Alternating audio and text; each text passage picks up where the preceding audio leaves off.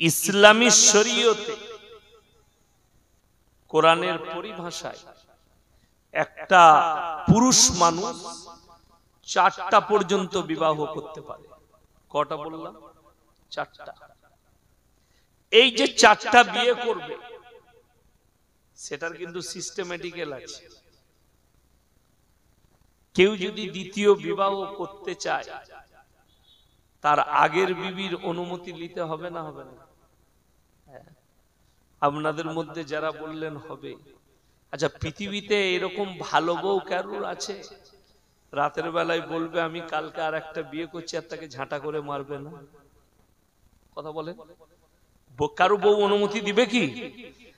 কারুর বিবি যদি ক্যান্সারে আক্রান্ত হয়ে বিছানায় থাকে আর যদি বিবিকে বলে আমি কালকে আর একটা বিয়ে করছি, সেই বিবিও বলবে যে আমি থাকতে বিয়ে করো না, আমি মরে গেলে বিয়েটা করবে।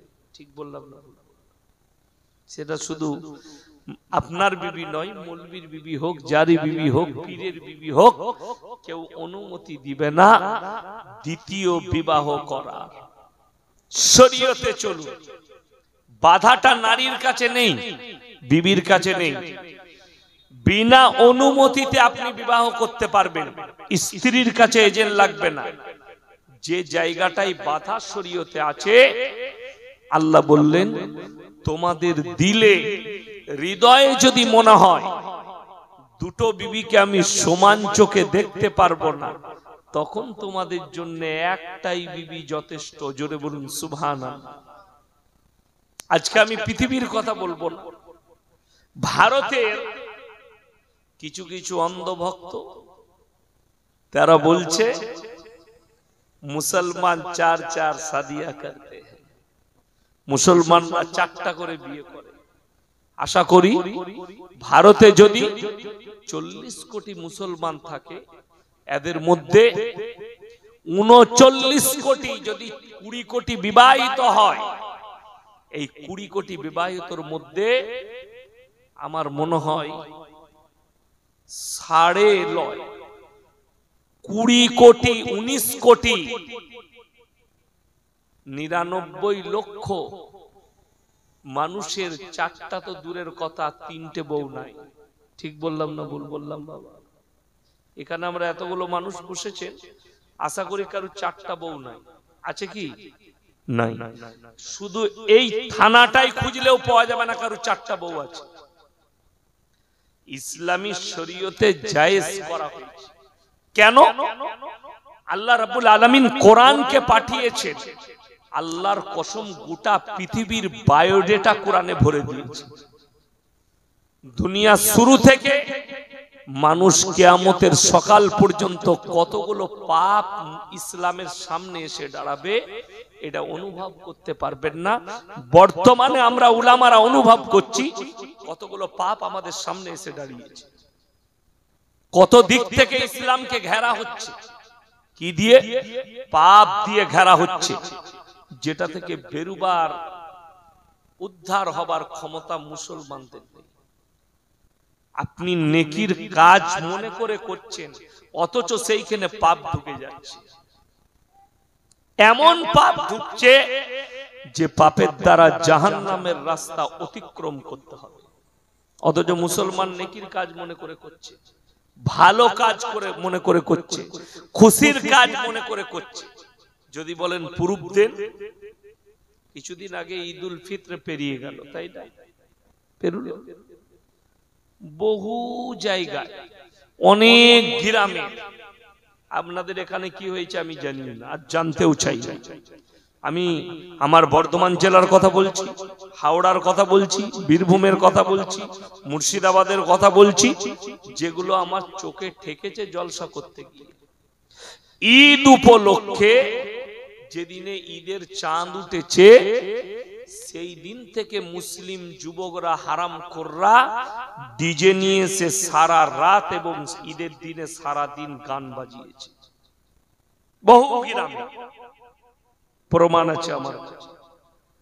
আপনি বলুন, আমরা যে দেশটাই বাস করছি, হিন্দু মুসলিম জৈন শিখ ঈসাই সব আছে, আর ভারতের সংবিধানে লেখা আছে সবাই নিজের নিজের ধর্মকে নির্দ্বিধায় পালন করতে পারবে।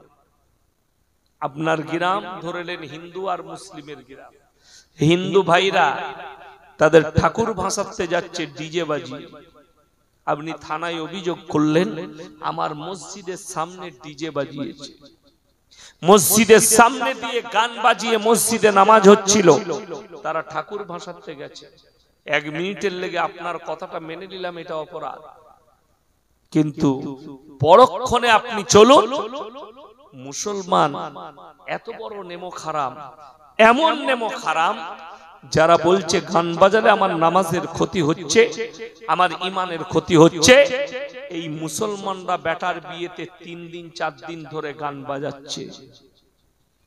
ঠিক বললাম না ভুল বললাম বাবা? রাগ করবেন না। এই মুসলমানরাই বিটির বিয়েতে ডিজে বাজাচ্ছে, বেটার বিয়েতে ড্যান্স করছে মিছিল বার করে। আমার মোবাইলে প্রুফ আছে।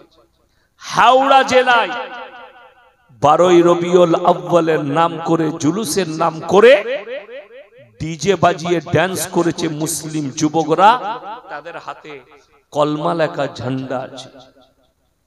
সেই প্রোগ্রামে ফুরফুরা শরীফের একজন পীরজাদাও ছিলেন, তিনি লজ্জাবোধ করেছেন, দুঃখ প্রকাশ করেছেন, আমি যদি জানতাম তোমরা এই ধরনের পাপ করবে আমি এই জায়গায় আসতাম না।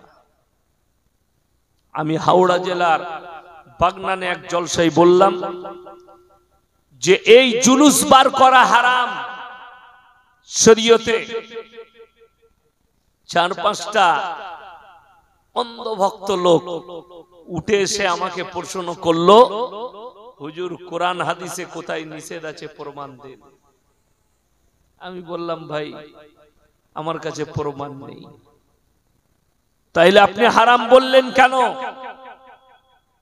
আমি তাকে বললাম কেন বলেছি এই উত্তর আমি তোমার কাছ থেকেই নেব, তোমাকেই দেব। তুমি বসো চুপ করে তোমরা, আমি উত্তর তোমাদের কাছ থেকেই নেব।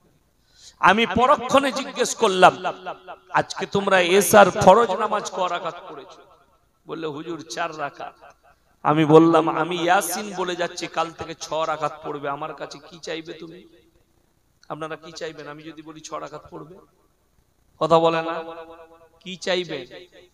প্রমাণ চাইবেন, দলিল দেন কোরআন হাদিসের, কেন আমি কাল থেকে 6 রাকাত পড়ব। আর আমি যদি ঘুরিয়ে আপনাকে বলি যে তুমি প্রমাণ দাও 6 রাকাত পড়া যাবে না, কোথায় লেখা আছে হাদিসে কোরআনে? আপনি খুঁজে পাবেন? পৃথিবীর কোন মৌলবি খুঁজে পাবে? পাবেন।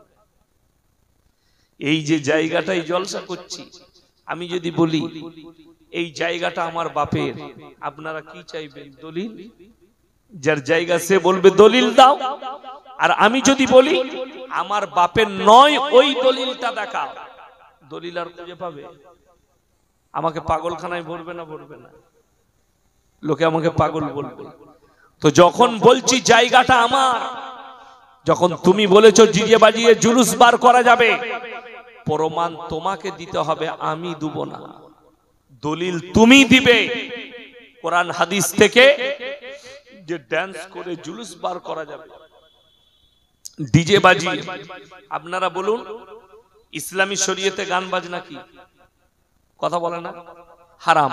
তো যদি হারাম হয়, মুসলিম যুবক জুলুস বার করে হিন্দি গান চাপালে ওটা কি করে জায়েজ হবে নবীজির নাম করে? বিবেককে জিজ্ঞেস করুন। শুধু বয়ান শুনে দূর থেকে গালি দিলে হবে না, তার ভিতে যেতে হবে, ভেতরে যেতে হবে, তার ভেতরে ঢুকতে হবে, বয়ানের ভেতরে। মোবাইলে বয়ান শুনলেন ইয়াসিন সাহেবের, কে কোন ইউটিউবার কেটে কুটে দিয়ে দিয়েছে, তুমি গালি দিয়ে দিলে, কিন্তু পুরো বক্তব্য তোমার কাছে নাই, তুমি গালি দিও না। তার ভিতে যাও, ভেতরে প্রবেশ করো,